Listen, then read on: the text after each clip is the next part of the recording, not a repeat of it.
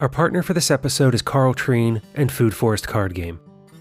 I love what Carl's done because with a deck of these cards and the many free games you'll find at foodforestcardgame.com, you can explore the different relationships that lead to functional permaculture designs, integrated homesteads, and more by placing yourself at the center of the interconnected links of plants, insects, animals, and people. These cards allow you to play fun and challenging games that allow you to match the inputs of one card with the outputs of another to create beneficial relationships. You might try matching a card that produces nitrogen, such as clover, to a nitrogen consumer, like blackberries. Or, if a plant needs a trellis, like grapes, you can search for a plant that acts as one, like linden. By matching up these relationships in different types of plans across the variety of games, players discover how to use the complex web of nature to their advantage, both in the game and in the garden. In addition to being a fun game, Food Forest cards are also responsibly sourced. Every deck sold plants multiple trees. They not only offset their impact, but honestly improve the environment. Learn all about the many games you can play and pick up a deck of cards today at foodforestcardgame.com. This is the Permaculture Podcast. I'm Scott Mann. The title for this episode is based on a quote from Bill Mollison that my guest, Geoff Christou, paraphrases in the middle of our conversation today about how utopian literature, the need to imagine the future, and sharing that vision with others through stories can help our work as permaculture practitioners, that we can create more abundant designs by first sitting down and thinking about what we want in the place where we live, in our relationships with Earth and other life, and in the wider world. By knowing those stories deeply, to inhabit them, we can teach others to yearn for a vast, bountiful, and regenerative life. Enjoy this conversation with Geoff, and I'll share the full quote from Bill after the interview. Then, Geoff, can you give us a bit of your biography and background, and how you came to write your novel, Utopia, A Permaculture Vision? Thanks for having me on the show. I'm looking forward to this conversation. I'm talking to you from Toronto, Ontario, Canada, where I'm an architect and permaculture designer. I work at a small architecture firm that practices sustainable architecture and high-performance buildings. I came to write the Utopia actually after being inspired by a lecture I went to by the Canadian architect Douglas Cardinal, and he gave this very haunting presentation where it was a mix of both fire and brimstone, where he called us the cancer on the earth and documented all the atrocities that modern people commit. But on the other hand, interspersed between these slides was his approach to design and his methodology for using basically a permaculture design framework to create his buildings. And at the end of the presentation, the other people in the room were honestly just left feeling bad about themselves and feel like they were a problem. So when I was heading home after the lecture, it occurred to me that we should be able to tell a story which left people feeling empowered and positive and not feeling like they were part of the problem. So I started writing the Utopia by creating a matrix, because I often think about things negatively. That's how I work. I think about something I don't like, and unfortunately a utopia, or fortunately I guess, a utopia is about the positive. So I created a matrix, whereas on the left hand I had things that I didn't like, problems I saw around me, and on the right hand I rewrote those things as positives. And the Utopia, the story I wrote, is about those positives, telling a world where it's all solutions and not really getting into the negatives, because I think obviously we can be inspired by fear or greed or lust, but I think also we can be inspired by hope and love and compassion. And I think telling that story and using permaculture as a framework it's just such a great opportunity to really hopefully inspire people to see the possibilities around them in a positive way. And it's one of the things that drew me to permaculture in the beginning, is that this is a positive, solutions-based, process-oriented system of design, that it's about finding what it is in the world we would like to promote, and at the same time minimize the negative impacts. And that's where your work and this body of utopian literature is just so interesting, because of the vision it gives us of what is possible in a positive light, and guides us towards what we can do next and what we can dream towards. With that in mind, could you share some of the literature and authors that inspired you and your current work? So Thomas More was obviously the founder of the term utopia, and when he wrote the story, for him, utopia, the word itself meant two things. It was simultaneously a good place, but topos means place, but it also was a play in the word non-place, because it's inherently an imagined world, because the society around us cannot be made from scratch. We are based on our inherited traditions and customs. So utopia is more of a thought experiment in what is possible. And he was actually drawing on some work from earlier writers going way back, such as Plato or Lucian, and sort of the founders of science fiction almost. But in his story, a traveler is wrecked on this island and starts to discover a civilization largely based on completely different principles than the society the traveler's from. And the story catalogs him as he journeys and learns about the different aspects of the society. And what you quickly realize is that the utopia is actually a critique, but it's a critique formed by offering a positive vision. So the negatives are embedded, but they're sort of it's an implicit critique of contemporary society, but through a positive vision of what it could be. And it might differ from science fiction in the sense that utopia should be rooted in almost reality. It could almost be possible, and some science fiction writers are more fantastic. So Thomas More was definitely one of the original writers, but I think the biggest inspiration for me was the English architect and craftsperson William Morris, who was among the chief leaders of the arts and crafts movement in England, which was a reaction to industrialization and mechanization that was gripping the English countryside, Manchester and London, where people rapidly migrated to these cities, and there was no sanitation, there was no environmental controls, so it became a sort of hellscape. And William Morris, in his utopia, News from Nowhere, tells the story of a English countryside in London, which has been transformed into forests and springs, and you could say it's a neo-pastoral story about where people are working with technology, but they're not obsessed with it, and where they're not in a rush and they're not despoiling, but they're preserving and enhancing. And the work of William Morris itself as an architect and designer is really a testament to these ideas, and his story, News from Nowhere, helped to codify those ideas and provide a vision for what they could be. And I think they definitely influence his physical work that he built, whether it's his furniture, his wallpaper, or his buildings. And then another writer is Charles Fourier, who's coming out of France, and he's a bit of an enigma, and he's incredibly, he's a funny guy, so it's hard to talk about him too much, but his main critique was saying, why don't we create an economy based on, not on scarcity, but on desire, and creating the social structures which would reflect that basic change in thought to move from an economy of scarcity to one of desire. And so he thinks, how can we work with desire as if it's a good thing to create a mutual benefit society, that everyone works together, the labor is not tiresome but pleasant, and everyone is doing tasks that suit them. He thought that there should be a 2-hour work schedule where you move from one task to another throughout the day, so nothing becomes grueling or tiring. And then I think the most modern reference for me was Christopher Alexander, the architect, in his book, The Battle for the Life and the Beauty of the Earth.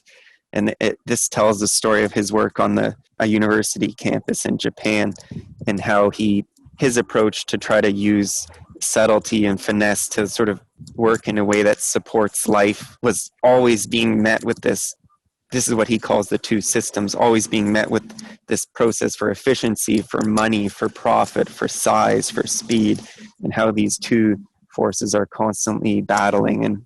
And in the story, The Battle for the Life and Beauty of the Earth, he talks about this way of design where at the very start you write a story about what it is like to be at the building, what it is like to approach the campus, how you pass through a gate, and then how you're met with the main street, and then off to the left you have a garden. And I just thought that way of thinking and that way of storytelling and ultimately of designing was really beautiful. So those are some of the main inspirations I had in the story. You mentioned how Morrison's thoughts influenced his architecture. Do you find that your vision of utopia in the modern world also influences your architectural work? That's a tough question, because as in Ontario, when we practice architecture, I'm practicing more from the inside of a system that's bad that I'm trying to change. But what we do is constantly trying to implement our ideals, such as lowering the embodied carbon of our building, creating more energy efficient structures. But at the same time, we're constantly battling against the building code and bureaucracies, which are always trying to require the use of, to basically require the use of toxic materials. And unfortunately, I'm not at the bleeding edge of natural building and the use of lamb's wool for insulation, but we're doing what we can from the beginning. And I'd say it's a challenge, but we're trying to incorporate these ideas. And writing the Utopia gave me, and just as I said earlier, by creating a list of negatives and then the corollary of positives, that really fueled my architectural imagination for my own work, and began to be thinking of how can a building in a city, could it not just be carbon positive, but could it be generating a huge amount of energy? Like, think of all the biomass that a condo tower generates in terms of compost and green waste. And if that was going into a system that was an on-site, maybe it's a bioreactor, maybe it's just a active compost system, could you be generating enough electricity not just to power the building, but even maybe to charge electric cars for all the residents? And there's a there's a famous story actually about a building in London, England, that the designers unintentionally shaped the facade in such a way that it focused sunlight onto the street, and it focused the sunlight so much that it actually melted the rubber on a car that was parked there. And so that got me thinking, how could we use the glass facades of our building to reflect and focus sunlight to create heat? So the Utopia embodies that, when in the story they go to what I call the solar city, which is a city that the whole city has been designed not just as carbon negative, but as carbon positive. The whole city is using all their waste resources, all the sunlight and all the water that hits their surfaces. The buildings focus the sunlight onto a central solar collector that creates a high temperature for manufacturing steel or concrete, and the water is used for aquaculture projects and for flushing the toilets and gray water systems. And start thinking about how a city could become this beacon for change, and not just the countryside. A lot of permaculture is about the rural and the suburban, but could we have hyper urban that's actually, super positive for the world as well?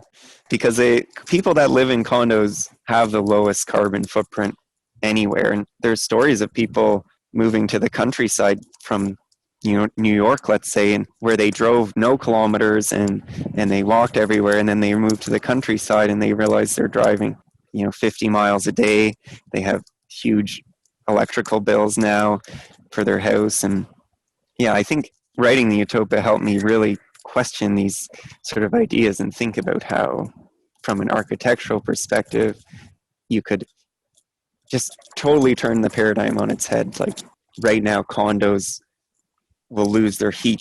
If the power goes out in a condo, it'll lose its heat within hours and be uninhabitable. But flip it on its head, and how could the condo become like a storage battery for energy and heat and resources? And there's some really neat actual practical examples too. In Toronto, we're right on Lake Ontario, and there's a massive geothermal system that powers a lot of the buildings downtown with their heating and their cooling. And it's massive, like pipes as big as you could walk in. And they're completing a building right near me right now that has a 400-foot deep by 80-foot wide thermal battery in the basement that's going to store the heat from the buildings in the basement and then tie into the lakeside geothermal system. And so I think natural building and the use of sustainable, non-toxic materials is absolutely essential, but I think there's also this bigger sort of how can urbanism at its biggest scale be made carbon positive and be made to be a force of good. And I think writing the Utopia is a thought experiment, right? So it lets your mind go to places that they haven't been before. And then as a professional or as a designer, you can sort of say, wow, where did I go with that thought? And how could I integrate that into my practice? And obviously there's some practical examples, like we're working on a hospice project, and it's going to be a 10-bed hospice project in central Ontario. And to start the design, we told a story about how people would enter the site, what they would see, what they would smell, and how it would feel. So instead, we made it look like a house, and we designed it so that the roofs and the roof lines were residential feeling and comfortable. And even though it's basically a small hospital, we wanted it to feel like a home, and we created a herb garden and a naturalized meadow. So we had to have a septic field, unfortunately, due to the code, but we worked to have a small septic field as possible. And then we're planting a wildflower meadow on top, and with native seeds instead of just a grass lawn. And so the residents in the hospice will be able to look out of their window, and instead of seeing a septic field, they'll see a meadow. And we worked with the civil engineers to harvest the rainwater and run it through swales into rain gardens instead of running it off site. So utopian thinking does have really practical implications. And our conversation ties into something I learned from the recent interview I released between Dan Palmer and Alan Savory, as I was digging into holistic management, is just how important it is to have a vision of the future. That's where I find this thought experiment or speculative fiction, which I think utopia literature could be classified under, that these ideas give us a sense of where we can wind up. And if we find something that we really like, that allows us to find ways from the moment where we are now to that future to see it develop. That we can actually achieve something like that when we're not just moving around the widgets of our day-to-day life, but living towards this long-term view that goes out generations and generations. With these visions, we can achieve some really monumental things. Yeah, that makes me think of the Bill Mollison quote about permaculture designers being time scouts and looking ahead to the future and trying to realize what that future might be. I'm butchering the quote, but he talks about us being time scouts, and it's pretty hard. Even when I created my food forest at the start, it's pretty hard to, I used all the design methodologies of layers and creating an intensive system. When you first few years, when you look out at it, it's hard to imagine it as a food forest.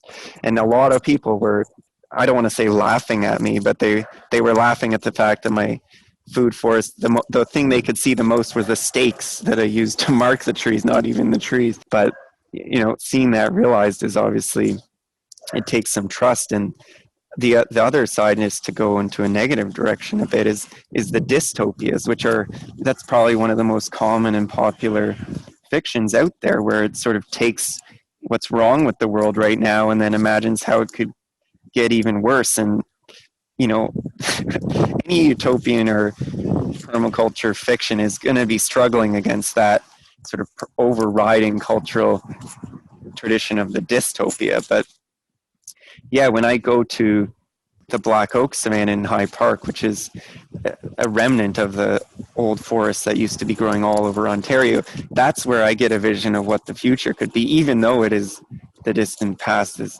multi-hundred-year-old trees. So when you see Alan Savory's work too, what captures you is those time lapses that show a few years of holistic grazing, or Geoff Lawton's work on the greening the desert, or Neil Spackelman with the Albeida project. It's those time-lapse stories, but in order to get there, you need to take your first step. And Oscar Wilde, another British author from the 19th century, said that progress is the realization of utopias. And that's sort of the idea that we need to cast our minds to what might be and then try to see how we can inform our actions. And maybe this ties in with your thinking too, but a bit about the permaculture pit, and how after the initial PDC, you sort of feel maybe a bit helpless or a bit stuck. And so maybe that's sort of because it's hard to see how you get from where you are to where you want to be. And maybe storytelling and maybe telling yourself a story about what you want to see about your own life is the way to, maybe that could be something that could help you get out of that. Like just not describing at a high level, but just at a very pragmatic level. When you walk outside your door, what do you see and how does it look and how does it feel? And then as you go further outside, what's happening out there? And I think sort of what's beautiful and maybe frustrating about utopian and maybe ecotopias is how relative they are to each person. But I think though they might start out relative, but as you work on your utopia or your fiction, I think what you would find is there's a lot of overlap between all these different stories. And that's really, I find, what's beautiful. In my story, I'm not saying that this is what should be. I'm saying what could be. And I think when people read it, and I've gotten feedback that they see a similar thing in the world. They want a world that's a world of abundance and harmony and peace and relaxing beneath the shady chestnut trees. So, yeah, I think that storytelling is a way that we can definitely start from where we are to get to where we want to be. And it's something that's maybe it's hard nowadays, though, with such instant news cycles and fast polarized discussions. But I think it is worth taking the time, creating the space to tell yourself a story, and then to share that story ultimately and get feedback. And that's something I really am maybe most excited for about this story, is really trying to spark the conversation and get the feedback and hear what people think and what they disagree with and what they don't agree with. Because as soon as we're having that discussion, that's progress, where we're trying to find the common ground, which we can use maybe as the basis to work together. And maybe storytelling is the way we get there. After writing your novel, do you have any thoughts or suggestions for someone who wants to go down this road, personally or professionally, and write down their story or vision of the future? Writing is a way of thinking, and I think a lot of times that I found the most traction with just free writing and starting to write. You don't even need a plan. Maybe an intention is enough, but start free writing and see where you get to, and then keep free writing and see if themes and common patterns emerge. And if it's tough to write on a start, then maybe you need to change scale. If you're trying to write about a better world, maybe you should start about the sounds you hear in the morning or the touch of your items around you. And maybe that's and maybe that's the way you start getting traction.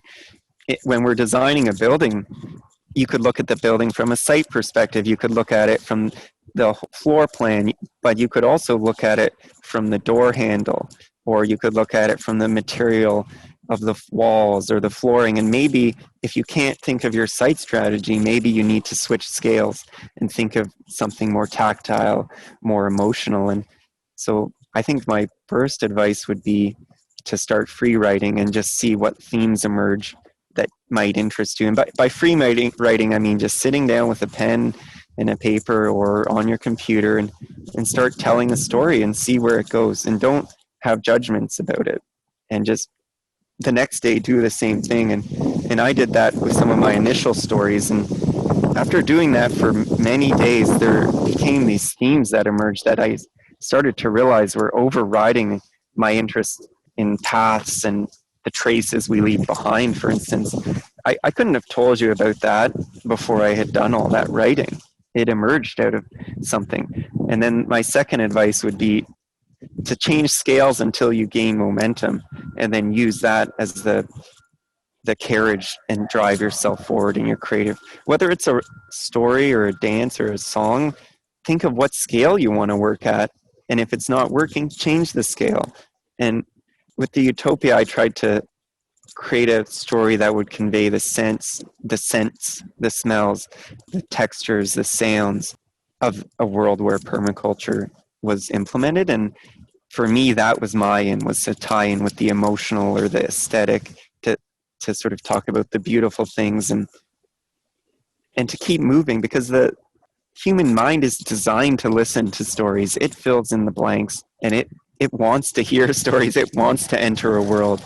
And by changing scales, you can get those areas of the brain to connect the dots, and you don't need to work and write a 5,000 page story. You can tell a very short story, but by connecting the dots and changing scales, you can, by letting the mind connect the dots, you can create a very subtle and nuanced world. And I think now more than ever, we actually need permaculture fiction, and we need more utopias, more ecotopias, because so many people from different walks of life really do feel the need for change. They feel the need to have a positive vision, and we need all those different stories shared, because it needs to appeal to those different people, whether it's in a rural setting or a hyper-urban setting.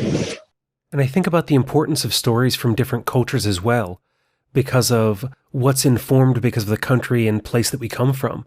The folklore and myths and cultures that shape who we are as people and what we can imagine out from where we are.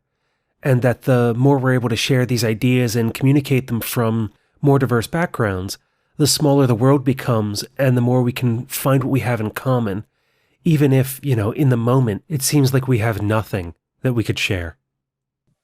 And that's a good point, actually, because I think what I find inspiring about learning about permaculture and the case studies all over the world is when it's the common element is people are working with nature. They're small, slow solutions, and I've been inspired by the gardens in Vietnam, the traditional gardens, which were food forests, and I've been inspired traveling through Corsica, the ancient chestnut groves, which were food forests. And there's so many practices out there, even in Canada, and the use of the black oak savannas traditionally, or the maple trees traditionally. Those are all examples of a permaculture, permanent culture. And I think the more different cultures that we have telling stories, and we live in a global world, so I think we'll see the overlap more and more and more. And that's what's beautiful too about permaculture, is how you really focus on those common elements. And when I first read the designer's manual, he says, Bill Mollison says that permaculture is based on positivism. And maybe I'm just a nerd, but I said, oh yeah, positivism. That's the school of philosophy based on using your senses to gain knowledge. But I think I learned afterwards that Bill Mollison meant that it was positive as in optimistic, but I think it's both, permaculture is positive in the sense that it's optimistic, but it's also positivistic in the sense that it uses the senses. And when you start to open your eyes and your ears and you start working with nature, the solutions are they're different in kind, but not nature. The use of, like how you create a permaculture landscape in Saudi Arabia, like Neil Spackelman, or how you do it in Tasmania, is you're using similar elements. So the storytelling can touch on those similar elements for sure. I'm glad you joined me today to share how you arrived at your imagining of a world designed by permaculture, and for your encouragement of others to walk down this path. But in the time we have remaining, do you have anything else you'd like to share with the listeners? I think one of the main things maybe to take away is how storytelling could be used as an element in the permaculture design process.